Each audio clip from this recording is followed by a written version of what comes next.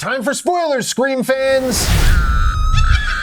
Welcome to Deadsville. That's right, this is the part where we are going to dig deeper, break out those shovels, and get into the details of the plot of Scream 7. So, this is not the podcast to listen to if you don't want Scream 7 spoiled, if you haven't seen it yet. I mean, realistically, you can't be on social media if you don't want it spoiled at this point either. Most likely.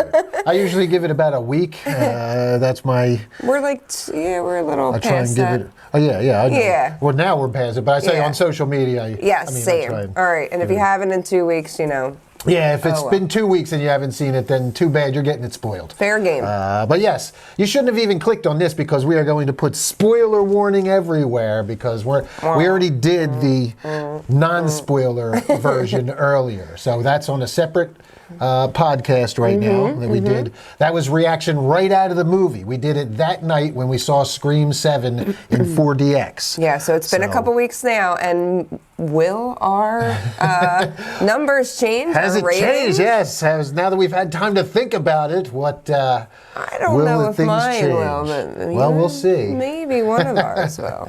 All right. Well, if you're just tuning in for the first time, welcome to Deadsville Horror Talk. I'm your host, Ronin James. To my left, the lovely Steph Infection. Hello, Scream Hearts. I am a stuntman, stunt coordinator, now director. I've been in the business for over 20 years.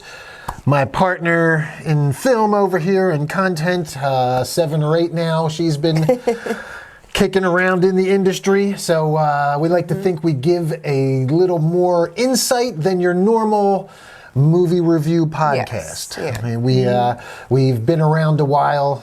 And we've been on sets, well, I've been on sets big and small. You've seen me in things like Guardians of the Galaxy Volume 2 and Escape Plan 2 Hades. I got to beat up Sylvester Stallone. And big TV shows like The Tick and The Punisher on Netflix and HBO's Vinyl. I've been around, and you've definitely seen me get shot, die, crash a car, jump out a window, something like that. I like just seeing you get hit in the head a couple times. Yeah, that's, you know. Those are my favorite. This ugly bug can take a few punches, so. Yeah, so we like to think that, you know, our experience in front of the lens, behind the camera, and all that stuff lends itself to being able to give you some extra insight that you might not get in other podcasts, so. Here we go. Yeah, here we go. Before we jump into it, though, make sure you like, subscribe, follow, ring the bell on YouTube, all that stuff. Deadsville Horror Talk, we review every week. We try and prioritize new movies. If there's nothing new, we'll find something streaming, new theatrical, I should say, releases. Yeah. We try and go to the theater every week and see something. Or we may do top 10s, you know. Well, that's our new, Yeah, we could do, or just bring in some old movies that are our favorite. You know, you never know with us. Yeah, but we might do something, but usually we do the newest movies in theaters. We'll go and check it out and review. Yes. If it's in 4DX, that's our new thing. We like 4DX. Apparently, that's our new thing. Hey, man, horror in 4DX is fun. I never realized. I had so much fun, and we already have a 4DX review of this, but I will say that the 4DX experience for this definitely totally helped. I like this one better without the 3D glasses. It was like a whole ride. I loved it. That's what. I loved it. Absolutely. All right, so yes, make sure you like, follow, subscribe, all that stuff, and we're going to have our next episode. We will have 2 new co-hosts joining us. The lovely Haley Hansen and Alex Surface. I actually don't know how to pronounce. Alexandra Surface. Surface. Let's say it with a little surface, because you can't go wrong with a little accent. They will be joining us, and we'll do a special episode there, as Steph was saying, a top 10 zombie movies of all time. Each of our top 10s. And I'm sure there's going to be a ton of overlap, so we'll have plenty of movies that we have shared on our top 10. I'm ready, Ronan. I typed mine up 2 days ago. I bet you did. I should laminate it. It is done.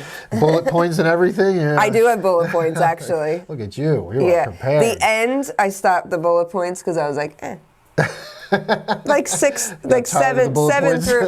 Yeah. I was like, I don't know. But yeah, there's bullet points. Yep. All right. Yeah. Mm-hmm. Well, I look forward to the list. So yes, we shoot that. It's actually Saturday. We're going to shoot that tomorrow. This episode will release tomorrow on Sunday. And you want to tell them what else we may have coming up? Oh yes, we are going to see Dolly.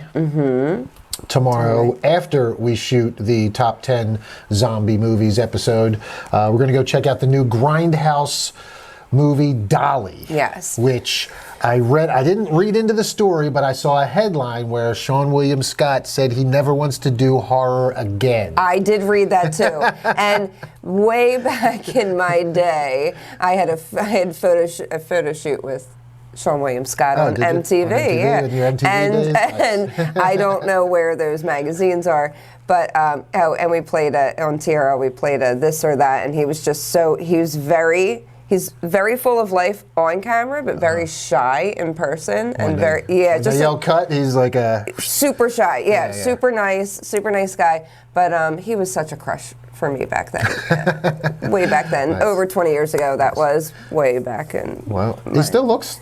He looks so good. Yeah, so I'm excited to see that. Yeah, just I'm excited him to see back in stuff. Yeah. Him in back. Yeah. He looks good in the movie, and the movie just looks like batshit crazy. And I saw a couple people's reactions out of the theater where they didn't give any spoilers, and they were just like, blah. So I was like, all right, good. Whatever that sound was. I guess that's a good sound for horror fans. That's like totally. It's like 2 thumbs up. So we have lots coming up, folks. Make sure you subscribe, like, follow, all that. We're going to set up a Patreon at some point too, where you'll be able to watch Amityville Barbie. Along with some of our other content that we have. So stay tuned for news on that as well. All right, let's get into this Scream 7 spoiler review. Just give us the synopsis, the real quick synopsis or something there, Steph. Infection as a refresher, and then we'll jump into the I guess plot. I could all right, you know what? I had it up here, and I'm going to take this one from IMDb. They seem very similar. When a new Ghostface killer emerges in the town where Sidney Prescott has built a new life, her darkest fears are realized as her daughter becomes the next target. Dun dun dun. Generational trauma! What? Is this a passing of the torch? No. It's a passing of the generational trauma! So, yes, generational trauma. Yeah, I mean, and you knew it was coming. I mean, this is what they've been trying to do. They tried to do it with the sisters last time, and then we had the little fizzle, and that was a fizzle. That whole thing. And I appreciate this storyline a little bit more. Well, but yeah, before we even jump into going by this, I'm going to say, like, I felt like this plot and this movie was absolutely affected by that turmoil, though. You can totally tell because looking at it, you have they went into panic mode after Barrera was fired and what's her name wasn't coming back. Said she wasn't coming back. Yeah, the scheduling conflicts with Wednesday. Jenna Ortega. And then the directors were like, yeah, we're out too. We're going to go do something else.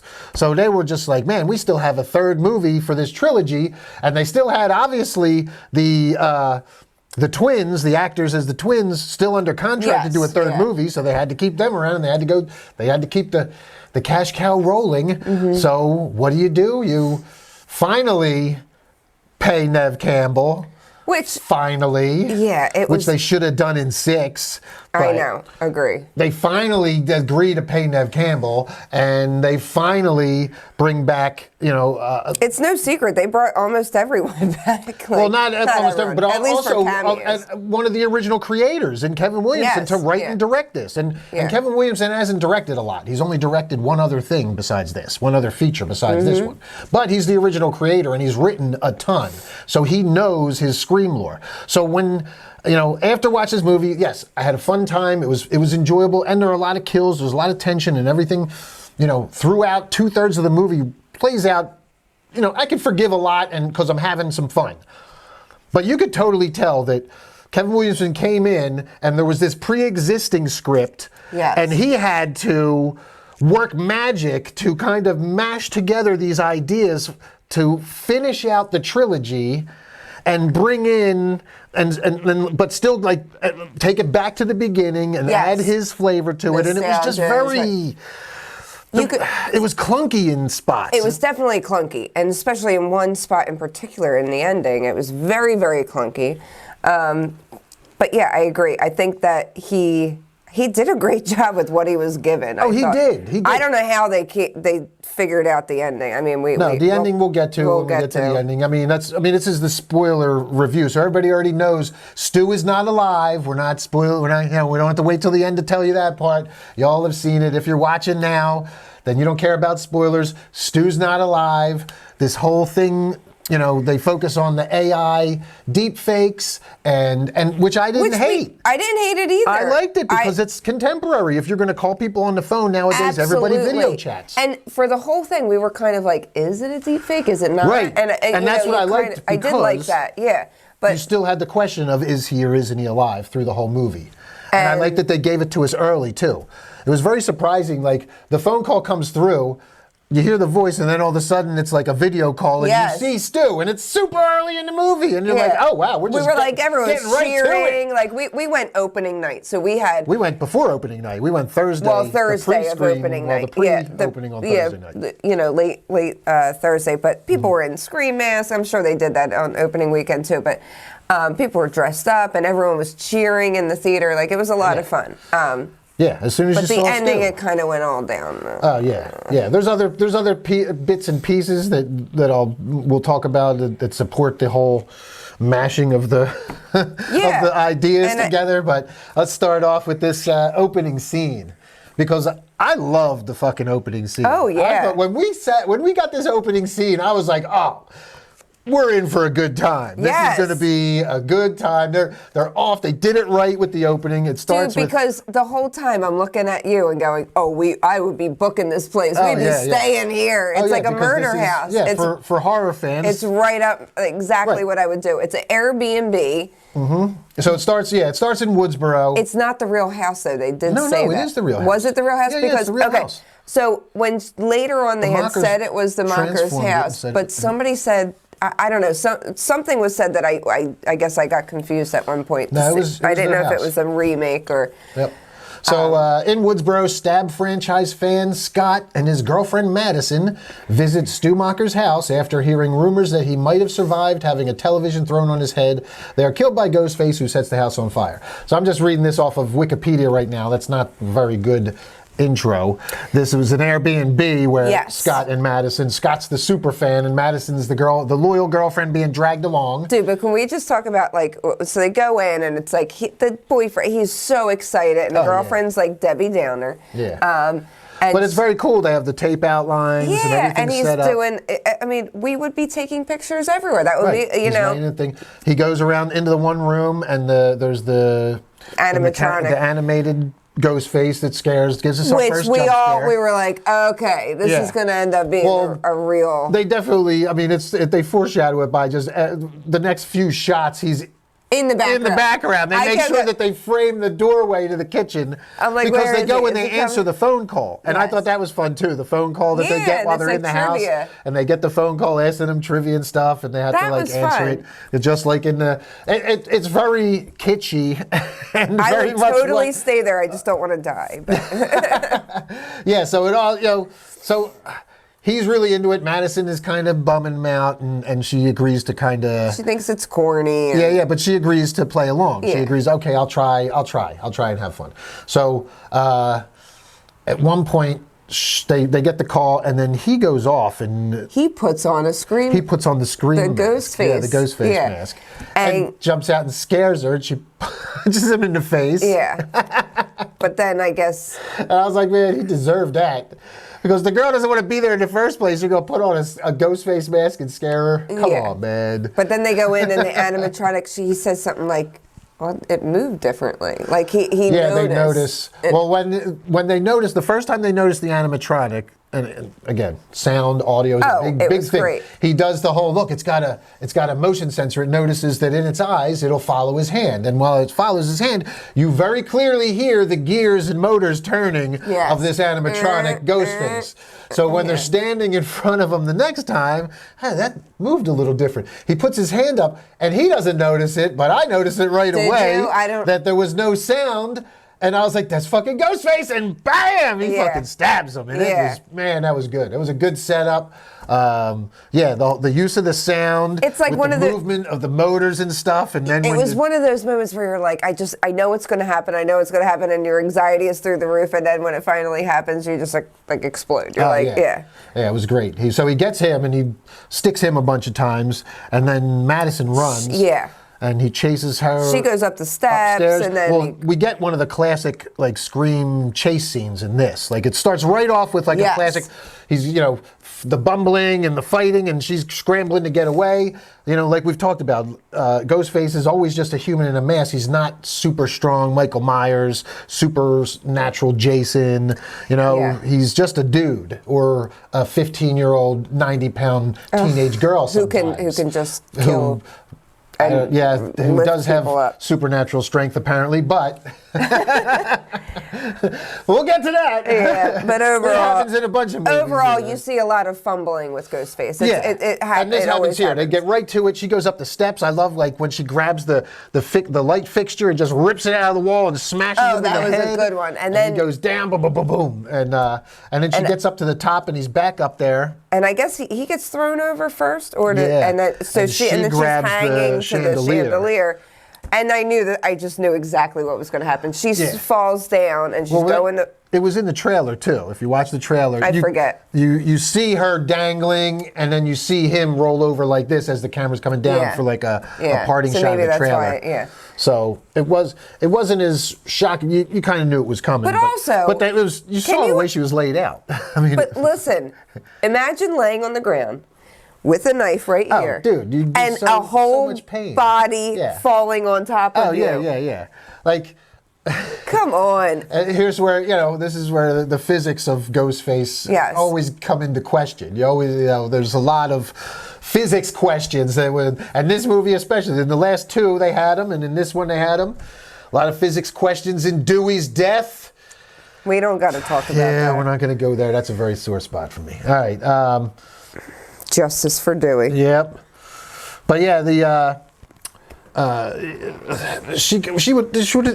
the sternum would have been crushed too, broken. Her body crushed him. That's why she would have been better off not trying to like pull herself back by her feet. She should have just hung and dropped down on her feet on the ground next to Ghostface or on top of him. That's what. What? Drop on his head. But when you're panicking and you're just trying to get away from him, land and not on his fall. chest. I would have been like aiming for his fucking sternum and been like, bam! Well, I guess you just think so clearly when you're being chased by a killer. He's down on the ground and he's unconscious on the floor below me. So you think? He was. You had a second. If she wouldn't have been up there trying to pull herself. If he was unconscious, he would not have came to and been like, okay, hold still and let me just turn at the exact moment that she's falling on me. Yeah, you never know. I don't know. You never know. Those situations get all, because he would have been at least coughing or lost his breath totally. Like all of that. Yeah, he would have broken ribs or something if it was on top of his ribs or on his sternum where the butt of the knife was, depending on the position of it, or it would have like done some damage to his organs. He could have been like this and then kind of absorbed it, but that's a whole body. It's a whole body. Believe me, I deal with broken bones.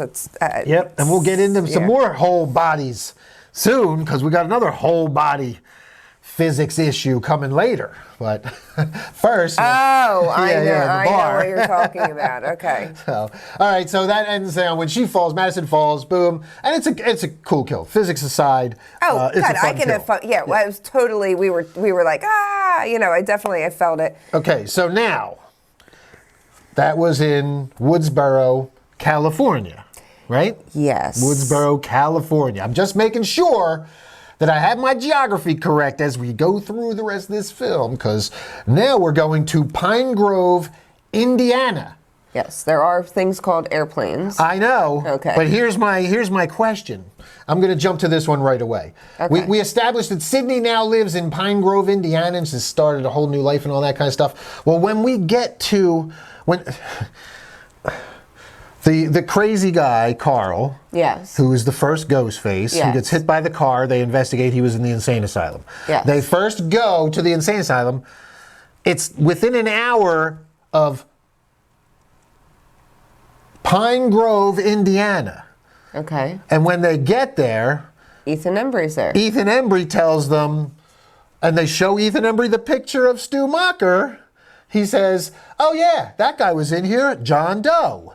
And that was super sus anyway. It was super sus to see Ethan Embry. We'll get to that. Oh, it was super sus to get that. But are you telling me, you expect me to believe, my suspension of disbelief is supposed to make me believe that Sidney believes that Stu Macher was supposedly killed in Woodsboro, California, and just somehow wound up wandering the streets, lost his memory in an hour from Pine Grove, Indiana. Now, how far is California from Indiana? And what are the chances? A 4-hour plane ride, maybe? That Stu Macher wanders to the same town and the same state where Sidney moves. Like, the chances of that are astronomically Well, I didn't think ridiculous. of all that when he told me. I didn't think of it originally either. I was like, but afterwards, I'm like, wait a oh. minute. Afterwards, I'm thinking to myself, well, but wait a minute. She doesn't live in She Woodsboro didn't, anymore. But to be fair, she was very like, no, there's no way. Like, you're questioning. And when killers... I would have been questioning a little bit more. Like, Well, as soon as he said that, yeah, but I would have been like... Yeah, but what is really, dude? Really? You obviously know who the fuck I am. Well... Because she was suspicious of everybody knowing her and everybody being out to get her and stuff before in previous movies. Yeah, but that's the and whole all. point. She doesn't really believe it, and she's like, no, he died. But honestly, these killers are crazy. He could have just pretended. He could have flew out there and then pretended to be John Doe. Like, there's other ways that he could have gotten there because he did remember who he... She now thinks that he remembers who he is. So he could have been playing, yes. Playing, He could have followed her and all. There's a million ways to get around that. Right. But that whole story thing was just so ridiculous. Like... I mean, we could just jump right to that because... well, it was ridiculous in the sense of the way that he wanted us to believe it, but... Right, Ethan Embry's telling... So first of all, we come in and we're supposed to believe that Ethan Embry... is just some a completely recognizable actor from the fucking 90s and 2000s. He's been in a ton of stuff. I mean, He's Empire just in some Records. bit part. He's just some bit part in Scream 7. Like, as soon as I saw his face... We were like, oh, he's one of the killer. He's the Ghostface. Yeah, we knew. As soon as it was Ethan Embry, I mean, that was a dead giveaway. And then he told the story of Stu. Which kind of made me mad that they wouldn't have just gotten, like, a regular fucking guy. If they would have gotten somebody some that unknown we actor don't know. or lesser known actor, like, I would have been like, oh, yeah. I would have not guessed that was him. Maybe. We would have been until like he sus. told that story. We would have been a little sus. As soon as he told that story about Stu wandering into Indiana, I would have been sus then. No, but the second he walked onto the screen, I was like, oh, it's him. As soon as you see it's Ethan Embry, he didn't even have to say anything. No, exactly. Because it was Ethan Embry. As soon as you see that it's him, he's such a known actor that it gives it away. It's an instant giveaway. I mean, can't hardly wait. Preston. I mean, he's our main fucking actor in all these movies in the 90s. Yep. Like, so yeah, that was a dead giveaway. Yeah. All right, so jumping back, Pine Grove with Sidney, build a new life. Married to police officer, here's our next one. Ready for this one? She's married to police officer Mark Evans. Runs a coffee house and looks after her children, including her teenage daughter Tatum, named after Sidney's late best friend Tatum Riley. First of all, because this one's a quick one, do you remember her other children being in the movie at all? No. I don't remember any other children in the movie, but I remember them talking about them. They have She has like other kids, like littler kids or something, I think. No. From other movies. Yeah, because in the last movie she was pushing them in a stroller. And that was only 4 years ago. In the phone call, right. So now she has a teenage daughter. So the teenage daughter is like older that they just made up for this movie. Wait a minute. What was the last movie that she was in? The third one? No, she was in 5. She had the bit part in 5 where she shows up at the end where she's pushing them in the stroller. She's pushing them in the stroller and does phone call stuff from her life elsewhere. Yeah. She's pushing her babies. They're infants in a stroller. And then at the end of the movie, she shows up to help save the day.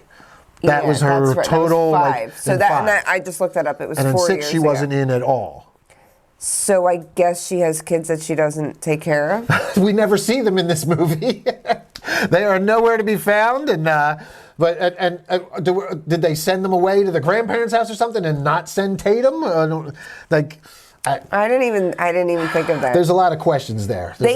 Honestly, what they did, which I think did them a disservice, they couldn't get, what's his name, McDreamy. Let's get back. That's what I was just about to back up to that, because before we even get to the kids, we have a problem with the mark. It's a whole thing. They made up an entirely new Sidney Prescott life. Right. This is like a retcon to Sidney's life. Instead of just recasting and using the same name, somebody that may look similar to, I would have appreciated that more than giving me a totally different person who is somebody also recognizable, an actor. What's his name? I forget his name. Joel McHale. Joel McHale. And they gave him a different last name. Yeah, so she's married to Mark Evans. And Patrick Dempsey's was Mark Kincaid. And while we're watching it, she just calls him Mark a few times, and at first you're like, oh, okay, so they just swapped out Darren's like on Bewitched. Yeah, okay, fine. That's I would have been fine with it. But no, it's a different last name. And that makes it worse, because now I'm supposed to, like, Sidney has a type, apparently. She likes cops named Mark specifically. Because we're supposed to believe that she left. But Tatum, she left Mark Kincaid. Tatum's a teenager. I know. So, and she's calling him dad, and that's her dad, and it's not stepdad. That is her father. Yeah, so and now, in 5, I don't think they told us who she married, but we all assumed it was Mark Kincaid that she was married to. And even if she didn't, by what year was I still don't 3? believe that the coincidences are big enough that she would have another Mark in her life. Again, it's just totally been retconned by the writers. They just said, you know what? Let's just forget everything that we did in 5 and 5 and 6, except the twins. Let's keep them in there for some reason. Okay, you know what may have happened? You know what else I hate? They didn't bring Kirby back. But go ahead. Which one's Kirby? Kirby. Fuck it. Hayden Panettiere. Oh. Kirby, the character. That's right. She came back in 6. Yeah, that's right. And I was like, sweet. And she's like an FBI agent and stuff. I was like, that's awesome. No, she wasn't the killer. Was it? No, they thought she was. She wasn't the killer. Thought she was. I forget it because I hated that movie so much. I hated it too, but she was not she wasn't the killer. She helped save the day. She got fucked up, but she was kicking ass. That's why I thought she would come back and be a big part of this one, dude. I was like, I was looking forward to some Kirby action. Okay, I forgot her name. Okay, so I'm just going to try and play devil's advocate right now. Scream 3 was the last time that McDreamy was in Mark Kincaid. Okay. That was the year 2000. So this is 26 years later. Technically, she could have, we assumed, because I did read that, we only assumed that she married Mark Kincaid in Scream 5. So this is how we get around that. That's fine. So she just really has a specific type. Yeah. She likes cops, and very specifically, cops named Mark. Yes. It's just such crap. It's just such crap, lazy writing.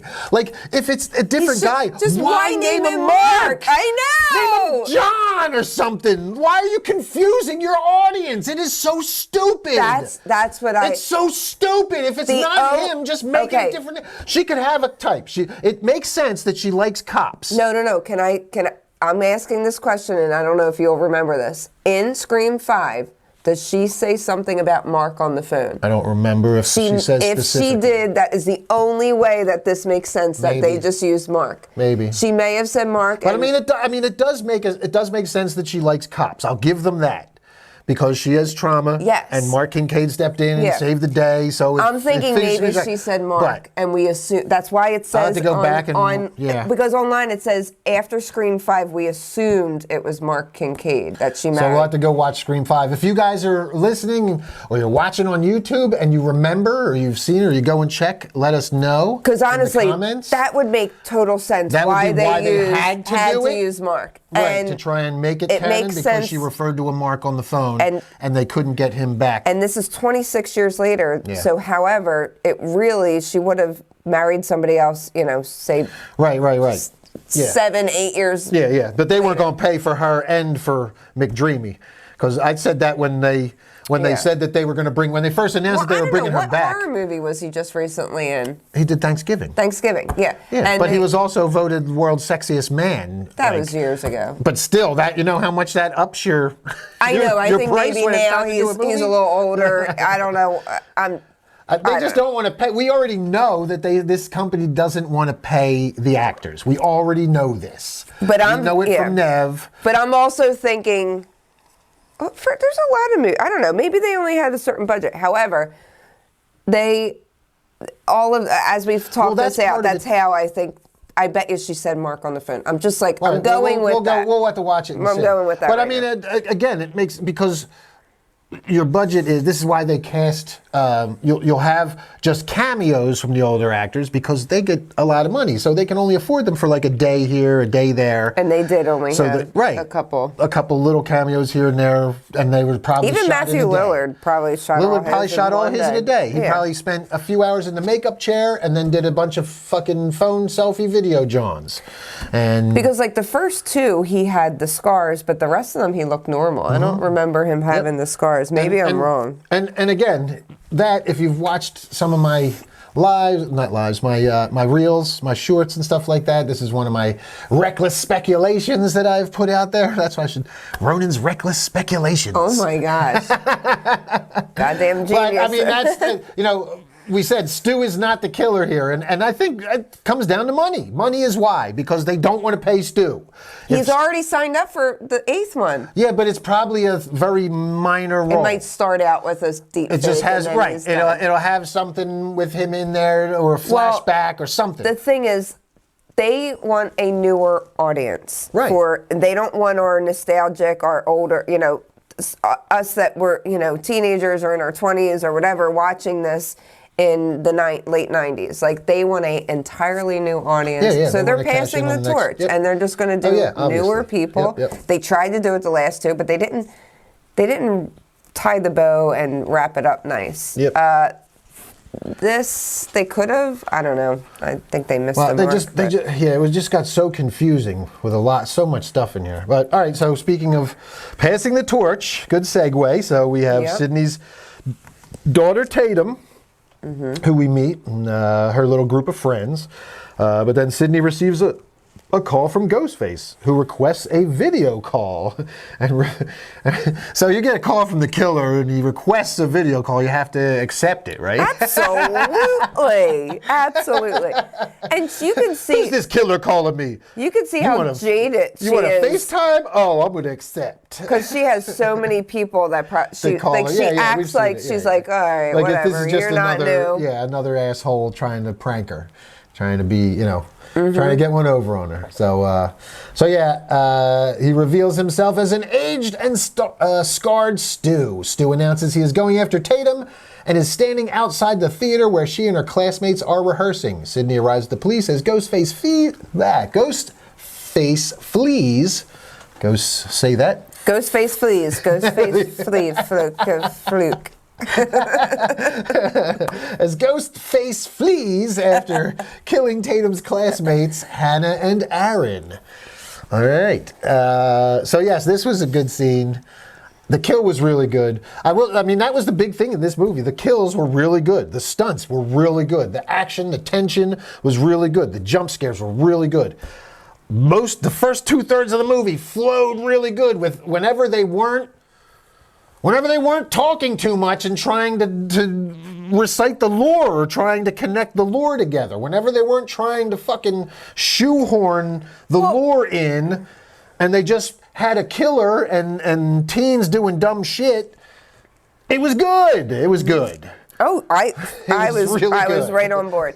Even with this funny stuff, like, it was kind of comedic in a sense where once the killer starts coming around, Sydney is like, saying to Tatum, like, it's always the boyfriend. You're not seeing your boyfriend. And I was getting so angry. I'm like, this dumb teenager, she's just going with her boyfriend. It might be your boyfriend. Like, I would be like, let's get out of town. Like, I know you don't want to flee all the time, but like, it's like, okay, I'm just going to listen to my mom because she's been through how many killers at this point? Yeah. Let's just... True. Well, that was another thing, too. The whole flee or stay or, like... When she goes to get Tatum, she's like, "Where's your go bag?" That's a boogie bag. You get the fuck out of town bag. You have all your provisions in it so you can skedaddle. But they also have a safe room. I've never heard them called boogie bags. That is adorable. Go bag. Whatever. I get it. It's a boogie. Let's boogie. Let's boogie. I need a boogie bag. So, but they also have like a safe room for staying. So they have a go bag to run the fuck away, but they have a safe room so that they can stay. Dude. Can I just tell you, I kind of was mad that they left the safe room. Look, I get it. The father was at the bottom of the steps unconscious, so they had to try and like. Did they? Get to him, but here's He got up in 5 minutes. Come on. Did they? I get it, but here's my question. Here's my problem. Here's my like again. If you have a safe room. And you're somebody who has a safe room because you have been attacked by killers, because you've been multiple times attacked by killers, I'm pretty sure you're going to have guns in the safe room. Oh. Multiple guns in the safe room. So you would go in the safe room, you get your AR-15, you give your daughter a Uzi or a MAC-10 or damn, give me an Uzi. A Glock or something. And you unlock the door and unload on the motherfucker and go save your fucking husband. Yeah, that's actually that's a great common point. sense. That's what if that's you're not a horror movie. I know it's not a horror movie, but this is why you can't write yourself into dumb corners like this. You write yourself into this dumb corner, and when you put yourself in a situation, you like when I write as a writer, when I write a scene, the first thing I do is try to debunk it myself, and if I can go.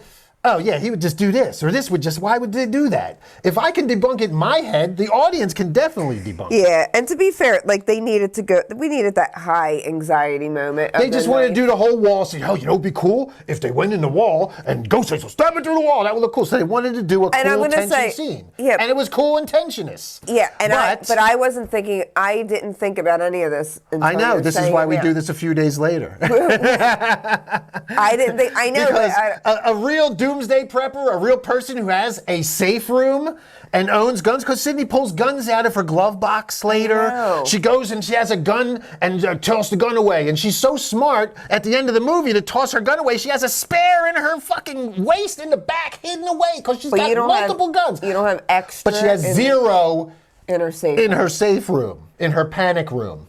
And a killer that only has a knife. Yeah.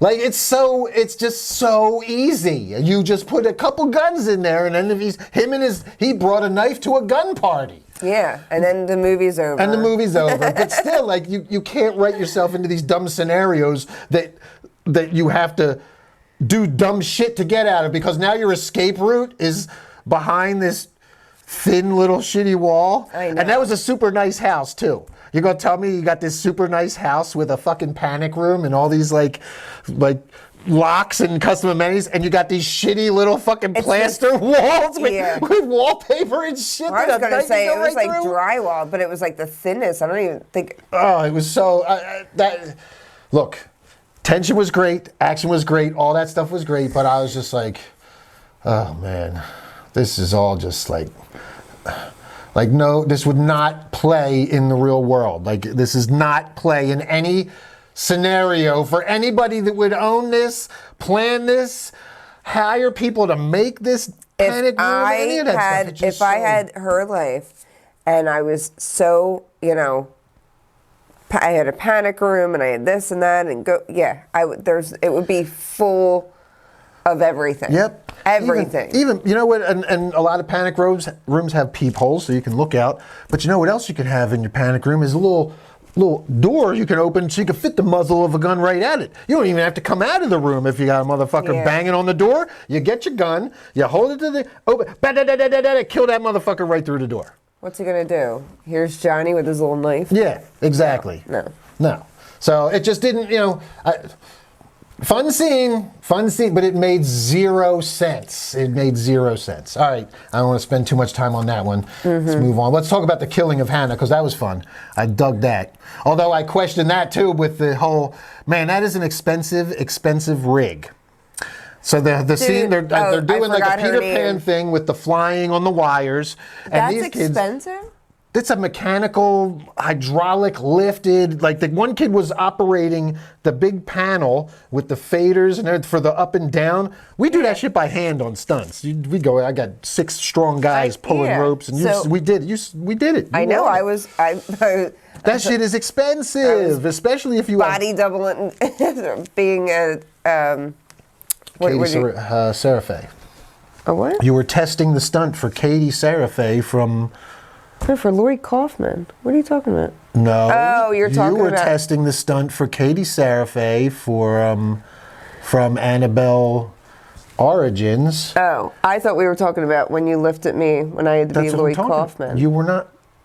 Oh no, I'm talking about thought- that's what I- at Dyer's gym. Oh, okay, that was for That's what I'm talking about. When you went up for Scarecrow? the Scarecrow. Yeah, Yeah, that the one movie. I'm talking about. Yes, yeah. I forgot You did about I that. forgot you tested for Lloyd Kaufman because it didn't work that first No, day. There's that- that's what I'm the thinking of. foundation Two of the house people. is falling apart. Oh my gosh! And I was like, But no, I am not that big. If No, I break this house, But you see all that gear that I lug around, all those pulleys and everything like that. Yeah. Now imagine that they are now controlled by weights and hydraulics and I guess I just didn't look mechanical. at it as that expensive because they probably machines and all have this this. on their lots and stuff. I don't know. They have it on their lots for movie theaters, but I don't know many high schools that have them. Oh, you were acting. Yeah, okay. I was like, man, this You is asked me in the theater. You're like, do a lot of high schools? I'm like, well, in certain areas, I they mean, do. if we were back And in Woodsboro, California, I would suspect that a California theater might have. well, no, you be even able to go on afford the main something like line. that. They have Maybe. full blown. Yeah. All right, and maybe. if you have I money, just questioned it would be in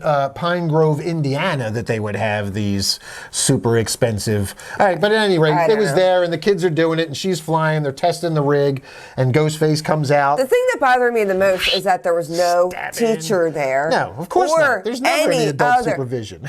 any other human being besides her going up in a rig. I mean, and a student just. And a student running the whole thing, yeah. That bothered me. Leave a 15-year-old to run this heavy machinery with a life literally strapped into it, because that makes sense. That happens. No. That wouldn't happen either. No, You're correct. That no. would never, That's never what be. bothered me more than them even having that. Because Right. I'm like, yeah, some richy schools probably do have it.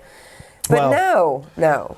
Yeah, there would be a adult supervision for sure. Oh my God, There was or at least another human being Yeah, right. besides the two operating Yeah. it. So we don't see Aaron get his throat sliced. We just Hear all of it. a sudden Hannah is getting jerked around in the thing. We hear because him fall, Ghostface- though. Yeah, we do hear him Yeah. fall, and she's like, "Oh, Aaron, yeah," and all of a sudden, "Oh, Aaron, let me down!" Boom, and she's flying up, and he drops her. That was cool because that's some stunt shit right there. And I'd be like.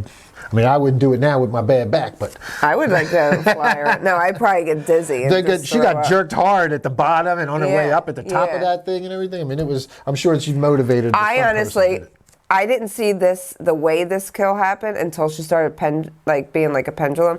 But I, at first, thought she was going to go all. Is there another movie where somebody goes up and gets pulled through like a rig or something? And I feel like I thought that was Oh, going to happen, and I started to think, Oh, did no, it with happen? Jason X, when the hole in the hull of the ship, and the girl is holding on, and she's like, "This is gonna suck," and she gets Oh, sucked yeah. through the grate. Remember, Yeah. there's a hole in the grate, and she gets Yeah, sucked maybe. through. And there's just, I'm like, sure there's skin. plenty of other. Yeah, there's probably other ones too, but But I kept thinking she was going to get sucked through, through like a pulley or something Yes, at the top of the yeah, thing. Okay. pulley, and get ripped apart. And so then when she's going back and forth, and he Well, just, first he's like stabbing her, but then when he does that final, and the because that was more that was more awesome. believable. Because honestly, when I thought that he's just going to get pulled through the pulley, I'm like, there's no way No, that he likes to use his really knife, would too, happen. so- Like Yeah, exactly. you That's- wouldn't get pulled through. No. So I kind of thought like that would never happen in real life. So I was kind of like waiting for it, and then I was like, oh no, we're in No, Scream. and He plus likes to use his kill him knife. with the Yeah. knife, right? So, gutting her, and then they find the body, and that was a cool shot with like the stage lighting and the silhouette of the body. Yeah. As Sydney shows up, her daughter's fine, but they find Hannah and Aaron dead. So Yeah, then but they, Tatum pissed me off again after this. It's like even she just saw her friend killed, and she still wants to be like, "Don't tell me, Mom." Like what? Yeah. Shut up! Listen to your freaking mom. Yeah. All right, so now later that night, and this part irked me too. Later that night, Ghostface emerges from Sydney's attic and holds Tatum at knife point. So this is after, now, they have found the kids dead at school. Yeah. 2 kids have been murdered. Tatum has been threatened. The cops come home. They have a sweep whole the house. bunch of cops with them, and they all sweep the house. But they don't do the attic. And they don't do the attic.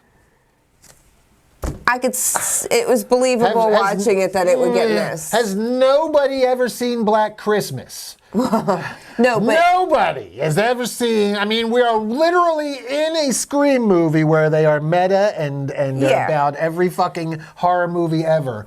And you're telling me that in a world where Black Christmas invented this shit, the cops don't check the crawl space? Come on.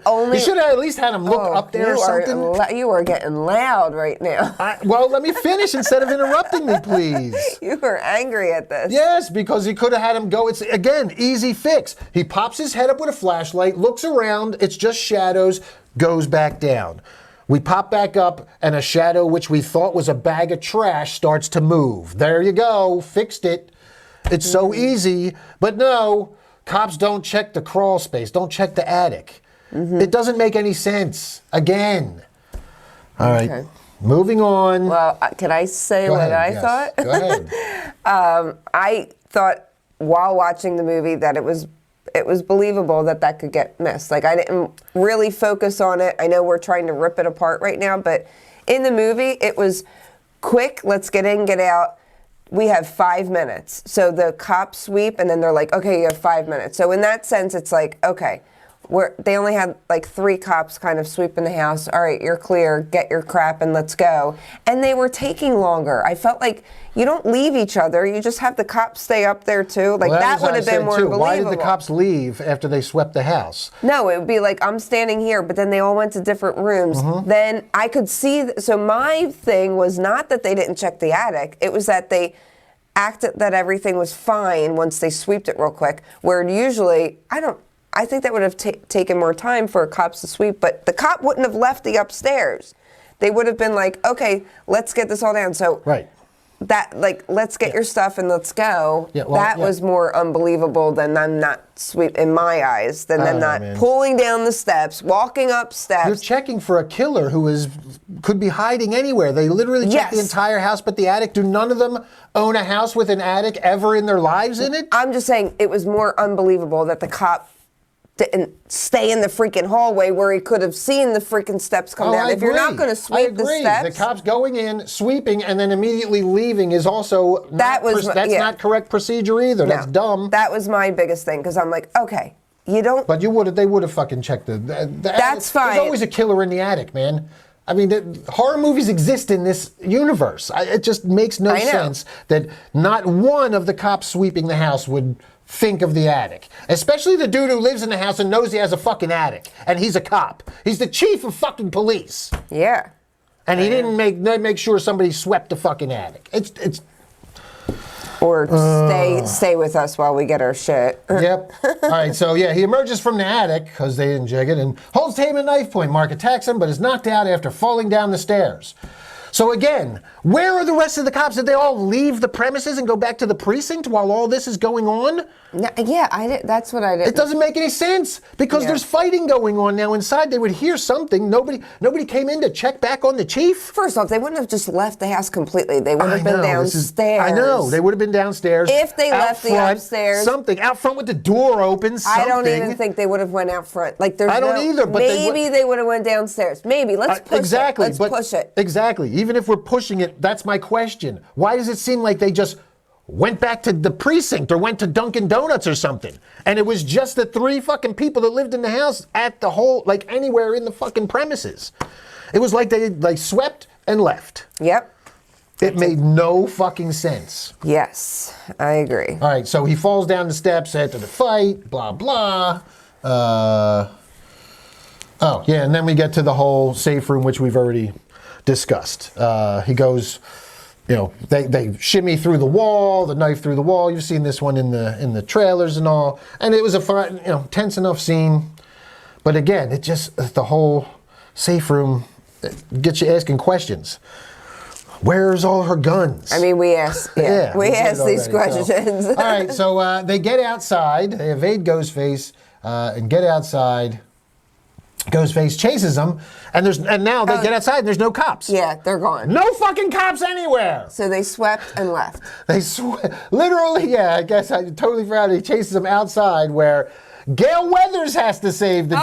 Oh, yeah, that's by right. hitting him with a van. Listen, we couldn't have that moment if the cops were If the cops stayed, yeah. That's why they had the right that the cops just swept and left, so that Gail could make her triumphant entrance. Yeah, which, we all cheered. It was fun in the moment. You don't remember it? It was fun to see Gail, yeah. Okay, again, but you're, it just but when you rip every little, in the moment, you're not thinking of it. And her assistants, Mindy and Chad Meeks Martin. All right, I'm gonna say something here.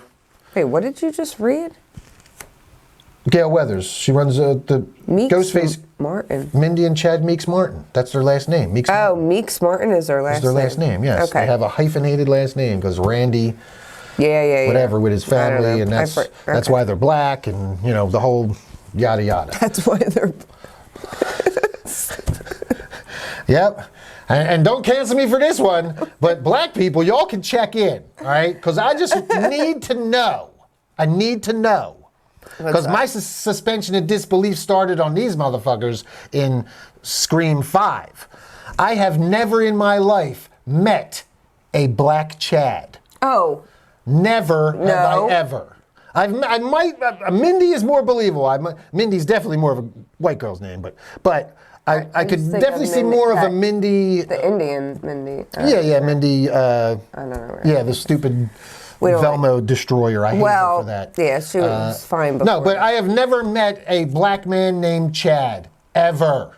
If there's one out there, please let me know. And I'm sure they exist. I have never. It is like never. So finding Mindy and Chad as our black twins. No, well, they're biracial. I know. They get that from the white side. I guess, yes. Is that supposed to be funny? I don't know. Is that comedy? I don't know. Does that count as they used to be clever writing? I don't know. Can I say that they were not annoying this movie? They weren't annoying, but can I say that they served zero purpose in the movie? Like, they did nothing. No, but they had funny moments. I could not stand I couldn't stand Mindy character. in the last one. She was okay in this one, but she was like grown. She was like grown. Older. Yeah, older, a little more mature. Agreed. They were better written. Both of them were a little better written, but they still had nothing to do. They had no purpose in the movie. They were made Gail's sidekicks just because they're under contract to be in this fucking third installment. And if they want to push forward with them now, they have the option to, as they could take over doing the newscasts and all that stuff. I think that's exactly what. Yeah. It might be, but here's another question. That's exactly why they're going to be a news team, because she hands over the torch. It's all about handing over the torch. I get it. But here's the other question: all these news teams, news coverage. Who the fuck watches the news anymore? A lot of people. No, 80-year-old white people. No, a lot of. Okay. No, we're going to agree to this. News online. Young people watch their news on their phones online. They're not watching the news. Okay, I disagree. There's a lot of people that watch the news. All right. And I know a lot of people. And honestly, one of my coworkers' sons, he's a news anchor now, and down in Atlanta. I'm not saying that it doesn't exist. There are still people that watch the news. There are still billions of old people in the country, and people who grew up on TV with the news are still alive. I'm just saying the younger generation is not sitting in front of the TV watching network news. Okay, so what does that have to do with anything? Well, we're going to get to both things. Number one, why would these two want to be like network news anchors? Because they reference the network quite often. You do realize that people go to college to be journalists. But they never. But they didn't do that. They didn't do that. Well, I don't know. Whatever. They just tagged along. You asked why somebody would want to be one. Well, and you didn't let me finish, as usual. Because kids nowadays want to be on YouTube. They want to be on social media. They want to be doing content. So it would have been more believable to me if they would have been more geared towards, and they hinted at it, trying to like teach Gail the new stuff, the new technology and all that stuff. But they were still at the end all excited because, oh yeah, we get to do the thing for the network. I just, that whole thing. And the other thing that irked the shit out of me, the bar scene. Can we jump Can I get to say anything on Go ahead. Before you just keep talking. Go ahead. I just told you that I know two 20-year-olds that are into journalism and doing the news, the actual news, and reporting, investigative reporting, and journalist reporting. It is still a thing. How many 20-year-olds do you know that watch network That's not what I'm news? talking about. You're talking about them wanting to be that. That's a different thing. I'm not talking about kids watching the news. There's still adults. Fair enough. Plenty of adults in the world. That watch it. And young people still see a job in journalism and social media. There was nothing in 5 or 6 that hinted that these two wanted to be involved in journalism. They just show up with Gail because they needed a way to shoehorn them into this That's another argument, different than young people wanting to be journalists. But well, that's part of the argument, though. That's part because it doesn't make any sense for them to want to. For them to be Gail's sidekicks all of a sudden, just out of nowhere, because they never showed an interest in journalism before in the other movies. That wasn't their thing. All of a sudden, they just want to do this because Gail asked them to, because they all almost got killed and trauma bonded together in the last movie. It just the first time we saw them, it's so forced. The first time we saw them, it was like they were trying. This is what their new thing was, and I thought it was very believable. The first time we saw them in this, yes. They were but what I'm saying is we just spent 2 movies with them where they never even hinted at this. That's why this comes off as forced. So in the last 2 movies, weren't they like, they were like the investigate, like they had all the knowledge on... She was just like, he didn't. He was just like along for the ride. Like she a was cameraman? like her... No, he was there because he had a crush on, what's her name? I'm saying that she on was one of the very sisters. into report, like saying what she was like her uncle Randy. She was into horror movies. It wasn't about reporting or news. She was into the horror stuff. She was she was the new generation's Randy. She wasn't the new generation's Gail. She was the new generation's Randy. I remember that. I'm just saying, I didn't think it was a But big now leap. they turned her into a new generation Gail. That's why I'm saying it feels forced. We spent 2 movies with her as Randy. Now they're making her Gail. Do you see what I'm saying? And I put it that way? I didn't see it as a big leap like you did. So that's... Well, it just seems forced to me. And then when we jump to the bar scene, here we go again. This is like, what are they doing? First of all, let's bring them all together and somebody's going to give up that they're Ghostface?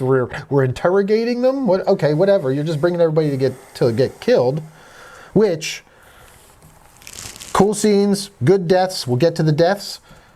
But why does Ghostface kill the 2 locals and only wound Mindy and Chad once again? Don't you remember that which one of them started running after being stabbed 100 times in the last one? In the last one, I know, but that's what I'm saying. I know, but so in they're this just one, they're just unkillable. It's so dumb. It's so dumb. Like Mindy, like you said, last one she got stabbed on the subway. How many times? I don't even remember. I hated that movie. I hated, and when she died, I was glad because I hated her. She came running, sprinting back at the end of the movie. Oh and my God. nobody went to the hospital. And then they actually said something like, "Oh, I got morphine in me," and I'm like, I work in healthcare.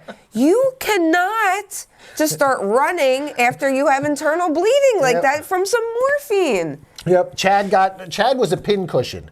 This dude got stabbed so many times. Both Ghostfaces stabbed Chad. Remember that? Yeah, in the last one, vaguely. He got double teamed on both sides by 2 Ghostfaces stabbing the shit out of him. I need to clip that. That little movement. Little double team action. Can we isolate that and cut? But yes, he got stabbed by 2 Ghostfaces on either side, and at the end they wheeled him out. He was still alive. So, yeah, they're unkillable. In this one, Ghostface he kills the girl. First he stabs this, and we're supposed to believe that it's the mom doing this, the mom of one of the kids in here as well, which, yeah, I'll let you go off on that one, Mom. I will. But let me finish my point about Mindy and Chad before we get to those kills. Ghostface kills the other kids. He stabs Chad, and he slices Mindy across her stomach or something, and then he just leaves them on the floor. Just leaves them on the floor. They're obviously still alive, and he just leaves while he, brutally kills the other 2, and just forgets about Mindy and Chad so that they can survive once again. I call bullshit. It's just so bad writing. And like the rest of the scene was so good. Let's talk about the kills. Okay. You want to remind me of actually what happened? I remember. So this creepy kid who they try and set up as a red herring, but he's so obvious. He's like so obvious a red herring, you know it's not him. Remember the creepy kid, Yes. the neighbor kid? Yeah. So he wanted to. He loved. Like he was loved obsessed Sydney. with He was it. obsessed with the yeah, he was podcast obsessed and all with that. everything. Yeah, He knew true crime and all that. everything. Yeah. He leaves the room and he comes crawling back in. Remember? He's like crawling in the blood and Yes. they're like, "Oh my God." And then Yes. the girl, I forget her name. The one character, she goes, they're all so forgettable. I don't remember any of the characters' names except Chad and Mindy because we've been dealing with them for how many movies now? This is the third. Was it, Chloe is the girl and Lucas. Chloe and Lucas. Okay. And so Chloe puts up a fight, and that was pretty good. She was like fighting through the thing. Mm-hmm. Lucas is on the ground because he's been stabbed in the back, I guess, and he can't walk. I guess is what I got out of that. I think that's what. Yeah. He couldn't get up. He was like paralyzed or something. He could only use his arms, like from the waist down. He must have been stabbed in the back or cut the spinal cord, something like that. I'm guessing. I don't know. Something. He couldn't walk at any rate. Yeah. So while he's on the ground, Ghostface is going after Chloe, and I'm not sure where the twins during this. Dude, I don't remember. I like. Did he slice them and just leave them on the ground, and now he's killing Chloe? I forget the order of this. I forget too, but the Chloe scene was good because she's hitting them with pots and pans didn't they and come stuff. running in after they were somewhere else? And remember they came Yeah, I running think they were. in? Oh, yeah. They went out somewhere, I think. Maybe they were in the van. I don't remember. I kind of. Yeah, because they come back in. But I can see them running back into the bar. They ran in and Ghostface just like slice and then left them to just bleed a little bit. And walked out, and because they were kind of like watching him walk out. Yeah, they were laying on the ground incapacitated. He could have finished them off easy. I remember them laying on the ground next to each other, watching them walk away. He could have so easily killed them. And then it would have made sense if it was somebody who like they were friendly with a little bit to be revealed to be the killer, but it wasn't. It was somebody who should have just killed them. Yeah. So, all right, so Chloe puts up a fight. We get a little bit, not quite as bad. That was another thing that irked me about the other movies. Like, Ghostface would take, like, a cast iron skillet to the face, followed by a giant marble ashtray, smashed through a glass table, like concussion after concussion, and still just jump right back up and parkour over a couch. Yes. In this one, they didn't hit him with anything quite so heavy. It was a little more believable. Nothing that I remember standing out. Yeah, like smaller pots and pans in the kitchen, I felt like she was trying to throw at him. I could take it's comedic in some sense that. Right, but when you, when it's a big thick skillet. No. You're down for the count. Yeah. You have a concussion. So. Welcome to Deadsville.